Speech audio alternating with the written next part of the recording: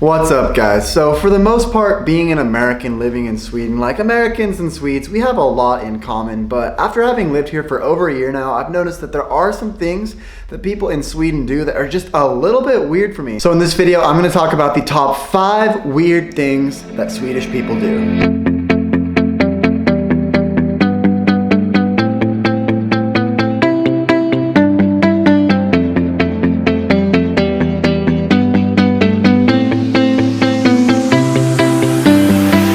Now the first thing that I think is just a little bit weird is that a lot of times Swedes will avoid eye contact with their neighbors. Now this is different depending on where you live in Sweden and who your neighbors are, because I know some Swedes that have great relationships with their neighbors as well, but in a lot of cases Swedes actually, avoid their neighbors. And here I've lived in this place for like 15 months and I'm not really super close with any of our neighbors that live in this apartment complex. Like, sure, if I see them, I'll say hi to them, but it's not like a lot of places in America where they have tight-knit communities with their neighbors and their people that live close by to them. And this especially sticks out to me, not where I'm from, but like in the Midwest. People in the Midwest are like extremely friendly. Like when I go to visit my cousins in Nebraska, they know all their neighbors and they have neighborhood barbecues and parties together. And like if a family member from one family gets sick, all the people in the neighborhood will get together to help that person.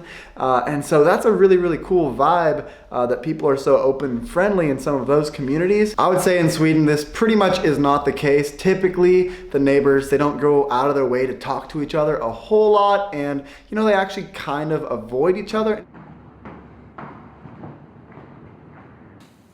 What are you doing, by the way? Making sure there's no neighbor outside. And you think that's normal? Okay, now. It's not that Swedes are rude, it's just a different culture here. They do keep to themselves a lot more, and that can take some getting used to from people who come from different cultures where people are a lot more open. Isn't that the whole point of having neighbors, is to meet them? No, the whole point of having neighbors is to fill the other apartments in the building. Hey. Oh, here we go. Hello, my name is Bruce, and this is my girlfriend Emma. I moved into the build. Okay. We'll see you around. I think we're in floor 2, but... The second weird thing that Swedes do is put ketchup on their pasta. Now I gotta admit, I'm actually guilty of this now that I've lived here for like 15 months. Like, I've done this several times now. I'm kind of used to it. Like, they'll make macaroni noodles and meatballs and have ketchup there, but like, don't tell my Italian grandparents that I do this, because I think they would have a fit if they knew that I was eating ketchup with pasta. The first few times I saw this, I thought it was extremely weird and pretty disrespectful to the pasta, to be honest. Somebody touch my spaghetti! Growing up with amazing Italian food back at home, like, it is kind of weird to me still, but it is kind of convenient if you want a quick meal. It works, and it is just something that they do here in Sweden. Now, while we're on the topic of food, a few other things that Swedes do that I just think is a little bit weird is they will use like a fork and a knife for everything, whether they're eating pizza, hamburgers. I've seen people several times eat their hamburgers with a fork and knife. Now, this I have never seen in America. And also, like, when you buy pizza in America, it usually comes pre-sliced, where in Sweden, a lot of times people will cut their pizza with a fork and a knife.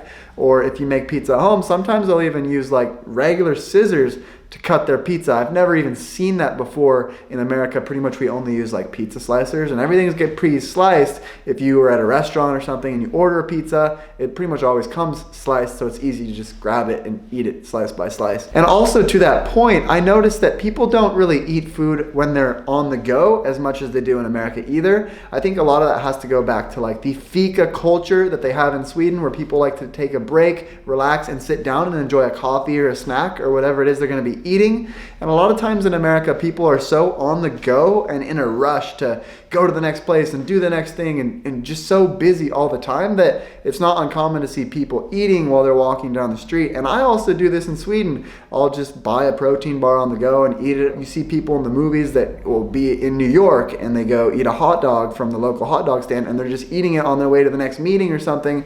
I mean, that's just kind of how it is in America. There's a lot of like takeout food, fast food on on the go and you can just kind of eat on the run. Whereas in Sweden, people relax a little bit more. And maybe that is related to like the fork and knife culture, because when you're on the go, you can't really eat with a fork and knife. I mean, that'd be really tough. Have my little plate and cutting while I'm like, nah, I just don't think that's gonna work. The fourth thing that strikes me a little bit odd about Sweden is that a lot of times people in Sweden will actually have kids before they get married. And no, I'm not talking about like on accident. A lot of times people will just do this and it's not something weird here in Sweden, where in America, this is really, really uncommon for people to start a family before being in a marriage. But here in Sweden, marriage isn't as big of a deal as it is in America. Actually, like if I were to marry a Swedish girl, it wouldn't have any repercussions for my permits and things like that. Basically in Sweden, you can become a sambo, which just means like you're a registered partner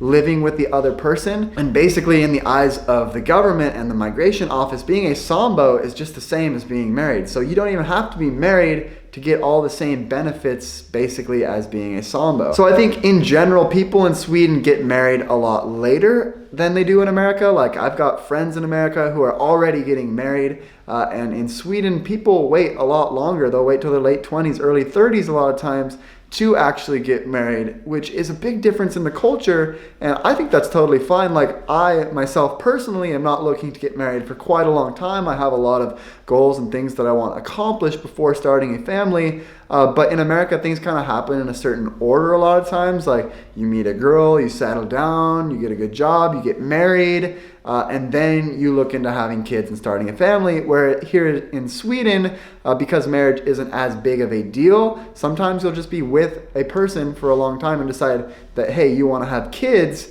and it's not necessarily weird to have kids before marriage, which in America, that's not common at all. And the last thing that I think is just a little bit weird here in Sweden is the TV tax that they have. In Sweden, if you own a TV, people will actually come to your house and see if you have a TV. And then if you do have a TV, you actually have to pay a special additional tax on it. And now that we're living in 2018, almost 2019, that sounds crazy to say, I feel like 99% of people are gonna have TVs. So why not just tax everybody?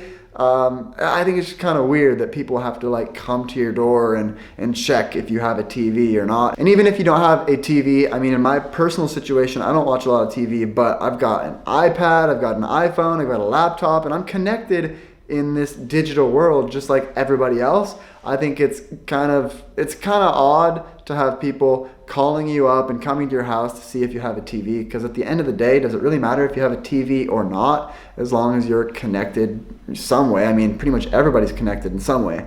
So I just think that one is a little bit weird as well, especially in a country that already has so many different taxes and different rules. Why not just make it uniform? So with that being said, guys, those are 5 things that I think are a little bit weird about living in Sweden and Swedish people in general. If you have not subscribed to the channel, be sure to hit that subscribe button. I hope you enjoyed this one, and I will see you in the next video.